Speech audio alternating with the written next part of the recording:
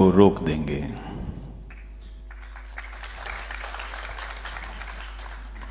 अशफाक और बिस्मिल की कहानियों से गुजरते हुए ये इरादा बहुत मजबूत हो रहा था कि हम नफरतों के सैलाब को रोकेंगे ही, इसके अलावा कोई दूसरा रास्ता नहीं है।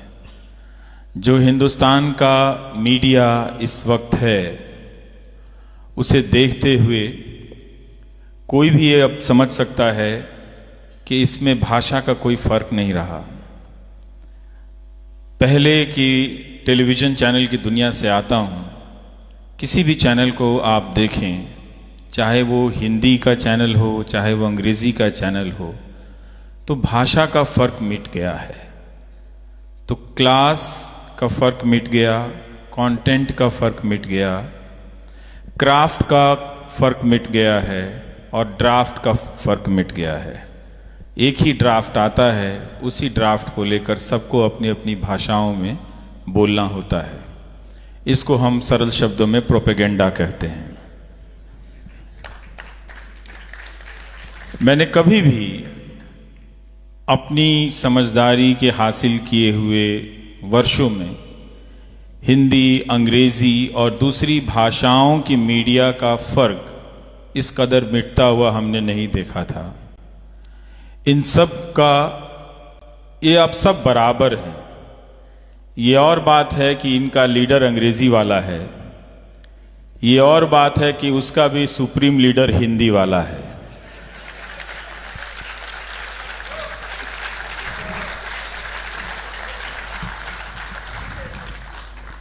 मैं भारत के प्रधानमंत्री की बात कर रहा था। आप लोगों ने तालियां बजाई तो सोचा नाम बता दूं, कहीं ये धोखा ना हो जाए। तो ये एक चीज आई है आपको। तो मीडिया बहुत अब बदल गया है, उसका कंटेंट, फॉर्मेट सब एक जैसा है। झुकता पाकिस्तान, झुकाता हिंदुस्तान, कांपता पाकिस्तान, कपाता हिंदुस्तान।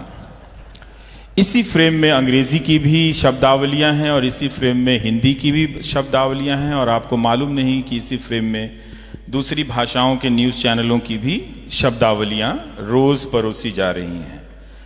इतना सेंट्रलाइज्ड कमांड से प्रोपेगेंडा हम सब के जीवन में मीडिया के जरिए कभी भी एक साथ एक आंधी बनकर कभी नहीं आया था, जो अब आ रहा है। तो ये एक जो प्रक्रिया थी वो मुकम्मल हो गई है, और ये प्रक्रिया का अंजाम क्या है, वो कर क्या रहा है, वो हमारी नागरिकता, हमारी धार्मिकता और हमारी लोकतांत्रिकता, इन तीनों की जो तरबियत है, जो बुनियाद है, उस पर रोज वो हमले कर रहा है। हिंदुओं के भीतर वो एक हिंदू कुंठा का निर्माण कर रहा है और मुसलमानों के भीतर एक मुस्लिम कुंठा का निर्माण कर रहा है। आप कुंठा की जगह भय भी पढ़ सकते हैं, चाहे आप कुंठा कह लीजिए, चाहे आप भय कह लीजिए। तो उसका जो पूरा फॉर्मेट है वो एक ऐसा डिजाइन करना है कि पहले वो शुरू करता है कि हिंदुओं को मुसलमानों से डरना चाहिए, फिर वो बताता है कि हिंदुओं को हिंदू से डरना चाहिए, और फिर इस डराडरी के खेल में मुसलमान भी अपने आप से डरने लगता है और पब्लिक और पॉलिटिकल स्पेस से पीछे हटता है। इस प्रोसेस को फास्ट करने के लिए इस वक्त हमारा मीडिया बहुत तेजी से लगा हुआ है, जुनून से लगा हुआ है। एक 15 करोड़ की आबादी को आपने पब्लिक और पॉलिटिकल स्पेस से पीछे धकेल दिया है। जब आप ये खतरनाक काम कर सकते हैं तो आप अपने भीतर की आबादी को के और भी 15 करोड़ को इसी तरह से पीछे धकेल सकते हैं। तो ये जो धकेलने की प्रक्रिया है वो वहां तक उन सब को धकेल देना है ताकि जो 30% का खेल है वो बचे रह जाएं, और रोज वो एक तरह के नए समर्थक का निर्माण कर रहा है। डेली हमारी जो नागरिकता का बोध है उसका विभाजन हो रहा है, हमसे उस बोध को छीना जा रहा है। हम इतना ज्यादा उस हिंदू कुंठा के शिकार हो गए इन टेलीविजन चैनलों के जरिए कि अब हिंदुओं पर भी शक करने लगे। आप टीवी चैनलों का इस वक्त देखें, चाहे अंग्रेजी या हिंदी, तो वो लेबल लगा है पाकिस्तान का, मगर चर्चा में ये बात आ रही है कि हमारे बीच जो गद्दार हैं, जो हमारे बीच गद्दार हैं पहले हमें उनसे लड़ना पड़ेगा। तो एक तरह से ये प्रक्रिया अब पूरी हो गई है। तो अगर आप भारत के लोकतंत्र को देखना चाहते हैं कि वो कैसा हो गया है, तो किसी भी रात कोई सा भी चैनल आप देख लीजिए। ये मजाक की बात नहीं है, ये मजाक की बात नहीं है। जिस आजादी की लड़ाई को आपने 100 साल तक लड़ा और एक भावनाओं की बुनियाद कायम की कि हम इस तरह का हिंदुस्तान बनाएंगे जहां कोई अशफाक और विस्मिल दोनों को कोई एक दूसरे से अलग नहीं कर सकेगा। हमारे न्यूज एंकर रोज शाम को किसी अशफाक को किसी विस्मिल से अलग कर रहे होते हैं और किसी विस्मिल को किसी अशफाक से अलग कर रहे होते हैं। और इनका जो नेता है, मीडिया और पॉलिटिक्स, इसका कभी भी विलय इतना कंप्लीट नहीं हुआ था। यह प्रोसेस अब पूरा हो गया है। आप न्यूज चैनलों को देखकर यह समझ सकते हैं कि शाम को बीजेपी का कोई प्रोग्राम चल रहा है, उनका कोई एजेंडा चल रहा है। इसमें किसी भी ज्यादा दिमाग लगाने की जरूरत नहीं है।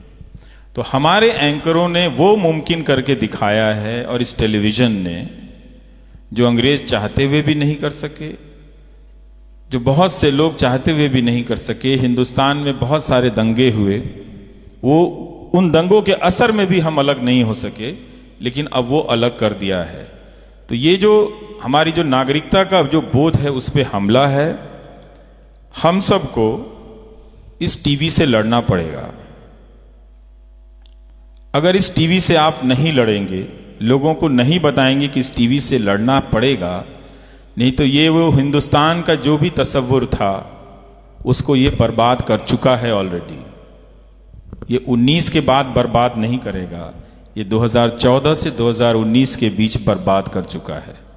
अगर आप इसके प्रमाण में हजारों उदाहरण देखना चाहते हैं, जानना चाहते हैं, वो भी दिया जा सकता है। पर इतना क्यों मेहनत करना चाहते हैं? कोई एक न्यूज चैनल, एक एंकर को देख लीजिए, लगता है कि राष्ट्रवाद की सारी समझ उसी को दुनिया में आ गई है, अब वो खुदा हो गया है। वो इस तरह से बोल रहा है न्यूज एंकर। तो एक तरह से न्यूज एंकर ने इंफॉर्मेशन को हटा दिया है, उसकी जगह वो परसेप्शन को ले आया है।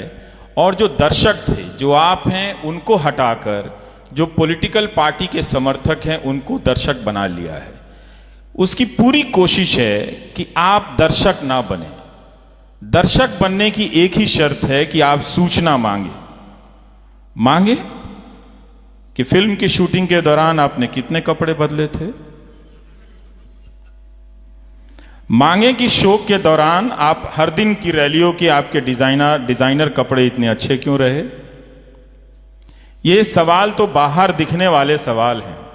जो भीतर घटने वाले सवाल हैं, वो उन सवालों का वो तब पैदा होंगे जब सूचनाएं आप तक पहुंचेंगी।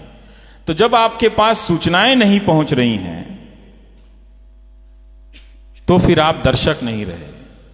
और नागरिक होने के लिए दो ही शर्तें हैं कि आपके पास बराबर से सूचनाएं पहुंचें और आपके पास बराबर से सवाल करने का इख्तियार हो, हक हो।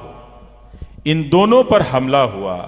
तो एक तरह से इस पूरे डिजाइन में आप टीवी को देखें तो आप बहुत आसानी से समझ सकते हैं कि आज का मीडिया दर्शकों को हटा रहा है, बाहर कर रहा है और नागरिकों को मिटा रहा है। उसके बदले में अपने लिए एक समर्थकों का हुजूम तैयार कर रहा है, जो ट्रोल करा देते हैं, जो वायरल करा देते हैं। जिनको आपत्ति होती है हम सब की बातों से, तो हमें गालियां दिलवा देते हैं, जान से मारने की धमकियां दिलवा देते हैं।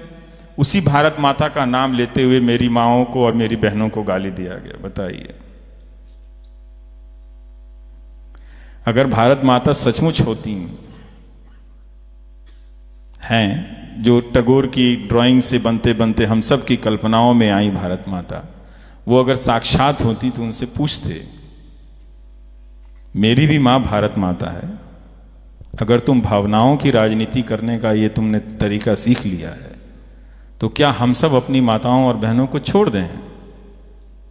तो ये जो गालियां हैं, इन गालियों को पॉलिटिकल वेपन में इस्तेमाल किया गया और इस पॉलिटिकल वेपन को टेलीविजन के जरिए लेजिटिमाइज किया जा रहा है। टेलीविजन अभी मां बहन की गालियों पर नहीं आया है, लेकिन वो आपको एंटी नेशनल बोल के, दरअसल उन्हीं गालियों की जगह पे वो आपके लिए एंटी नेशनल का इस्तेमाल कर रहा है। तो हम इस स्थिति पर पहुंच गए हैं, रोज इसे स्वीकार करने लगे हैं कि नहीं नहीं ये ज्यादा है, इन पे कोई ध्यान नहीं देता है। मेरा अपना मत है मीनाक्षी की, इन्होंने एक बड़ी जमात तो तैयार कर ली है जिसको अनदेखा नहीं किया जा सकता है। वो जमात है, उसको हारने से नहीं मिटने वाली है, न जीतने से खत्म होने वाली है। पर वो जमात हमारे बीच में है कि जब आप सवाल पूछें सरकार से तो पहला सवाल आता है कि आप कांग्रेस के एजेंट हैं, दूसरा सवाल आता है कि आप कम्युनिस्ट हैं, फिर कहा जाता है कि आप नक्सल हैं, फिर कहा जाता है कि आप अर्बन नक्सल हैं, फिर कहा जाता है कि आप एंटी हिंदू हैं, फिर कहा जाता है आप प्रो मुस्लिम हैं, फिर कहा जाता है कि आप एंटी मोदी हैं। यही वो बिंदु है, यही वो अंतिम बिंदु है आपके सवाल करने पे, जो इस लोकतंत्र में लोक व्यवस्था की समाप्ति का आरंभिक बिंदु है। लोक व्यवस्था एक पब्लिक ऑर्डर को समझते हैं हम, और उन गालियों के जरिए और इस मीडिया के जरिए जो लोक व्यवस्था हमने कायम की थी उसे ध्वस्त कर दिया गया है। तो अब हालत यह है कि जो नागरिक है वो नागरिकों से डरा हुआ है, हम अपने अधिकार भूल गए हैं और हुजूर की शान में हम सवाल करना छोड़ दिए। इतना डर लगता है उनसे कि पूछने वाले मीडिया संस्थान खत्म हो गए। और अभी भी हम उन मीडिया संस्थानों को महीने का 500 रुपया अखबार में और 500 रुपया इंटरनेट पे खर्चा करके सब्सिडाइज कर रहे हैं। मैंने दर्शकों की ऐसी जमात अपनी जिंदगी में नहीं देखी जो लोकतंत्र के खात्मे का हथियार बन चुके मीडिया को सब्सिडाइज करता हो अपनी मेहनत की कमाई से और अपने मेहनत के बचे हुए समय से। धन्यवाद।